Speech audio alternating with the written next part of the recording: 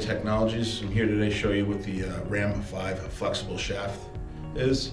Please notice there's a quick connect here for the quick connect brush. I also have a quick connection here for the manifold assembly that you can just plug into the machine that locks in.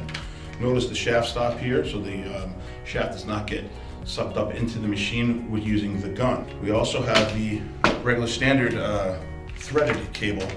On this one, it's just a screw-on cable and the quick connect coupling to fit into the manifold. This is a manually fed cable versus the speed feed cable. You can also get this cable in a speed feed feature, and you can also get this as a manual feature. They're both available here at Batkay. This is the ENN062. It's a 5/8 inch brush. It's a screw-on type brush, dual diameter, great to get into enhanced tubes that you might run across. This is also a ESGB brush. It's an 075.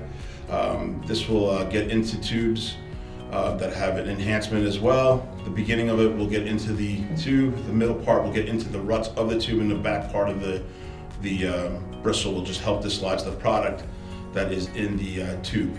This gives you like a sandpapering effect. So these bristles are an impregnated abrasive, and they give you a little bit more of aggressiveness versus a regular just nylon brush. This is the screw-on type, and the same type of brushes we offer as well, except these are quick connects. You just click them into the coupling of the flexible shaft, and it will do the same thing as you would if you did the screw-in type. Both are great for cleaning out enhanced tubes. This is the brush I do not recommend for enhanced tubes. If you have smooth bore tubes or anything smooth, these are great. They will not get into the ruts or grooves or spiraling or enhancements of the tube. This will just bounce right over the tubes of the ruts in the tube and not get in to get the harder deposits that you might try to, or you might have a problem with in the field.